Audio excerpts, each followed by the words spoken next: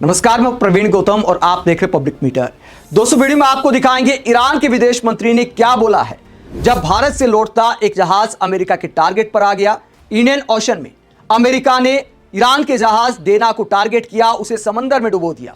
तो उसके बाद ईरान के विदेश मंत्री का क्या बयान आया है और पीएम मोदी ने क्या बोला है वर्तमान हालात पर, जब तमाम विपक्षी नेता पीएम मोदी से मांग कर रहे हैं, अपील कर रहे हैं, पीएम मोदी की आलोचना कर रहे हैं कि मोदी जी कुछ तो बोलिए। आपका मेहमान बनकर एक जहाज आया था विशाखापट्टनम में। मिलन 2026 भारत का इवेंट था जिसमें कई देशों की नेवी ने शिरकत की। ईरान का भी जहाज आया था। भारत से लौटते वक्त अमेरिका ने उसे समंदर में डुबो दिया। कई नौसैनिकों की जान चली गई। राहुल गांधी ने पीएम मोदी से कहा ट्वीट करते हुए कि आप कुछ तो बोलिए। संजय सिंह ने पीएम मोदी को कायल प्रधानमंत्री कहते हुए कहा कि कुछ तो बोलिए। इसके अलावा तमाम नेताओं का रिएक्शन आया है। मनीष सिसोदिया ने भी इस पूरे मुद्दे पर अब बोला है। मनीष सिसोदिया क्या कहते हैं वो आपको दिखाते हैं। उसके बाद पीएम मोदी ने इन तमाम आलोचना के बाद क्या बोला फिनलैंड के प्रधानमंत्री के सामने, वो भी आपको दिखाएंगे। पहले बात करते हैं मनीष सिसोदिया ने क्या कहा। उन्होंने कहा कि आज एक भारतीय होने के नाते मन में कुछ बेहद गंभीर सवाल उठ रहे हैं। ठीक एक महीने पहले प्रधानमंत्री नरेंद्र मोदी अमेरिका के साथ एक ट्रेड डील करते हैं। उस डील में अमेरिका की एक अहम शर्त मान ली जाती है कि भारत रूस से तेल आयात नहीं करेगा। भारत अपनी जरूरत का ज्यादातर तेल खुद पैदा नहीं करता। हम रोजाना इस्तेमाल होने वाले तेल का बड़ा हिस्सा विदेशों से खरीदते हैं। इसीलिए किसी एक या दो स्रोत को बंद कर देना सिर्फ एक कूटनीतिक फैसला नहीं होता, यह सीधे इस बात से जुड़ा होता है कि देश में तेल की सप्लाई स्थिर रहेगी या नहीं, कीमतें नियंत्रित रहेंगी या नहीं, और संकट के समय देश के पास विकल्प बचेंगे या नहीं। इसी को ऊर्जा सुरक्षा कहा जाता है। लेकिन इस फैसले के सिर्फ 20 दिन बाद अमेरिका और ईरान के बीच युद्ध शुरू हो जाता है। खुद अमेरिका की सरकार कहती है कि इस युद्ध की तैयारी कई महीनों से चल रही थी। मतलब उन्हें पहले से पता था कि युद्ध होने वाला है। उन्हें यह भी पता था कि इससे तेल की सप्लाई प्रभावित हो सकती है। इसके बावजूद भारत से रूस का तेल छोड़ने का फैसला करवा लिया गया। अब देश के सामने सीधा सवाल है, क्या अमेरिका ने भारत के प्रधानमंत्री को गुमराह किया या फिर मोदी जी ने अमेरिका को खुश करने के लिए खुद ही भारत के हितों को पीछे रख दिया। और बात यही खत्म नहीं होती। आगे जहाज डूबने का जिक्र करते हुए मनीष सिसोदिया कहते हैं, कल अमेरिका ने इस युद्ध को लगभग भारत के दरवाजे तक ला खड़ा किया। 24 घंटे बीत गए लेकिन भारत के प्रधानमंत्री के मुंह से एक शब्द तक नहीं निकला। यह चुप्पी सिर्फ चुप्पी नहीं है, यह एक खतरनाक संकेत है। दुनिया में क्या संदेश जा रहा है कि भारत की सीमाओं के पास कोई भी आकर युद्ध कर सकता है और भारत का प्रधानमंत्री चुप बैठा रहेगा। सवाल उठना स्वाभाविक है, यह चुप्पी आखिरकार किसके हित में है। भारत के बुलावे पर मिलन युद्धाभ्यास 2026 में शामिल होने के लिए ईरान ने अपना जहाज भेजा था। राष्ट्रपति जी के सामने उस जहाज की खूबियां बताई गई। वही जहाज अमेरिका ने मार गिराया। 100 से ज्यादा लोग मारे गए। वो हमारे मेहमान थे, भारत के निमंत्रण पर आए थे, लेकिन भारत के प्रधानमंत्री खामोश हैं। इतिहास बहुत कठोर होता है। ये नेताओं को उनके भाषणों से नहीं, उनके फैसलों और उनकी चुप्पियों से याद रखता है। अगर यही हाल रहा तो दुनिया नरेंद्र मोदी जी को एक ऐसे नेता के रूप में याद करेगी जो मंचों पर बड़ी बड़ी बातें करता था लेकिन असली संकट के समय अमेरिका के सामने झुक गया। और आज देश ये भी पूछ रहा है, एप्स्टीन फाइल्स के दबाव में भारत को और कितना झुकाया जाएगा। देश जानना चाहता है, देश जवाब चाहता है। तो ईरान के जहाज के डूबने पर मनीष सिसोदिया सवाल करते हैं कि हमारे न्योते पर आए थे और उसके बावजूद पीएम मोदी बोलने को तैयार नहीं है। मोदी सरकार के बचाव में कुछ लोग कहते कि यार हमारी टेरिटरी नहीं थी। तो उस टेरिटरी को लेकर पीएम मोदी ने क्या बयान दिया था, वो बयान भी विपक्षी नेता सुना रहे हैं। अतुल लोंदे पाटिल पीएम मोदी के पुराने बयान शेयर करते हैं, जहां हिंद महासागर का गार्जियन बताया था पीएम मोदी ने नेवी को। क्या कहा था, जरा सुनिए। दुनिया के 50% कंटेनर शिपमेंट हिंद महासागर से होकर गुजरते हैं। इन रूट्स की सुरक्षा में इंडियन नेवी भारतीय महासागर की गार्डियन की तरह तैनात है साथ।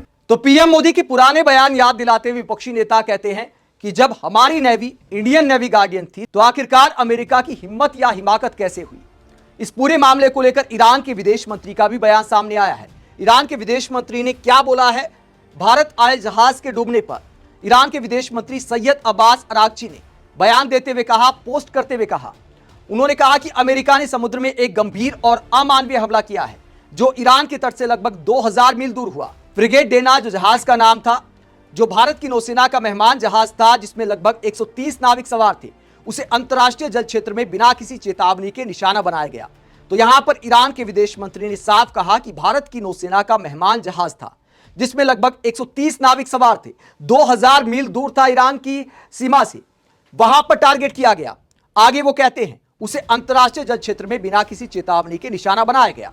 मेरी बात याद रखिए, अमेरिका को इस कदम और बनाए गए खतरनाक उदाहरण पर बहुत कड़वा पछताना पड़ेगा। तो ईरान के विदेश मंत्री कहते हैं कि अंतरराष्ट्रीय जल क्षेत्र के कानूनों का उल्लंघन किया गया है। वो जहाज लड़ाई पर नहीं था, वो भारत के न्योते पर आया था। ये ईरान के विदेश मंत्री ने सुनाया है और अमेरिका को धमकी दी है। इसके अलावा अमेरिका पर आगे वो क्या कहते हैं, आगे अमेरिका की दादागिरी पर और वार्ता को लेकर वो कहते हैं, जब जटिल परमाणु वार्ताओं को रियल एस्टेट के सौदे की तरह देखा जाता है और बड़े झूठ सच्चाई को धुंधला कर देते हैं, तो अवास्तविक उम्मीदें कभी पूरी नहीं हो सकती। नतीजा क्या होता है, गुस्से में आकर बातचीत की मेज पर ही बम बरसा दिए जाते हैं। मिस्टर ट्रंप ने कूटनीति के साथ विश्वासघात किया है और उन अमेरिकियों को भी धोखा दिया है जिन्होंने उन्हें चुना था।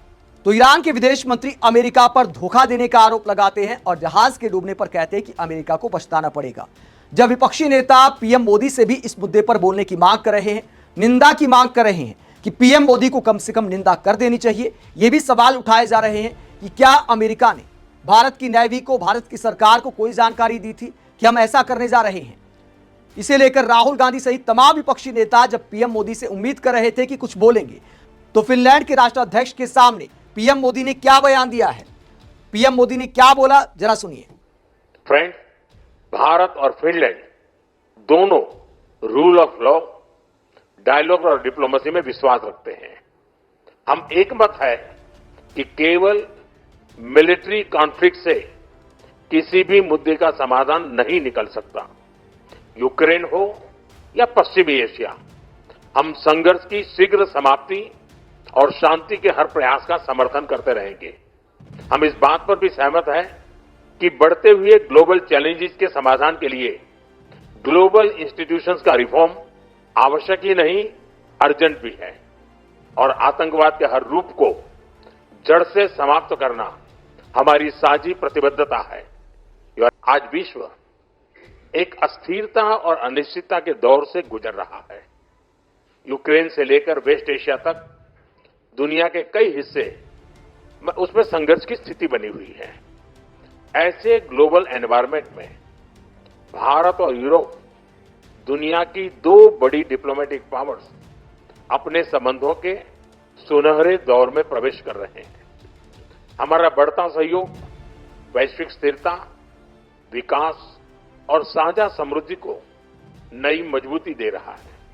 फ्रेंड, वर्ष 2026 की शुरुआत में ऐतिहासिक Bharat European union free trade agreement हुआ। यह एग्रीमेंट भारत और फिनलैंड के बीच ट्रेड, इन्वेस्टमेंट और टेक्नोलॉजी सहयोग को और प्रबल करेगा। तो पीएम मोदी भारत और यूरोप के सुनहरे दौर की बात करते हैं। लड़ाई हमारे दरवाजे तक आ गई है, ये विपक्षी नेता दिखा रहे हैं, और पीएम मोदी ऐसे दिखाते हैं कि मानो बाकी पूरी दुनिया में तो लड़ाई चली हुई है, लेकिन भारत सुनहरे दौर में जा रहा है, यूरोप सुनहरे दौर में जा रहा है। जब हमारी तेल गैस सप्लाई को लेकर सवाल उठ रहे हैं, संकट आन खड़ा हुआ है, हमारी समुद्री सीमाओं के पास आकर इस तरह अटैक किया जाता है हमारे मेहमान जहाज पर, और पीएम मोदी ऐसे दिखाते कि भारत में सब ठीक है, कोई चिंता की बात नहीं है। अमेरिका, इजराइल की करतूत पर पीएम मोदी ने कुछ नहीं बोला। आप इस पूरे मुद्दे को लेकर क्या सोचते हैं, कमेंट बॉक्स में अपनी राय जरूर दें। साथ ही चैनल को सब्सक्राइब भी करें। नमस्कार।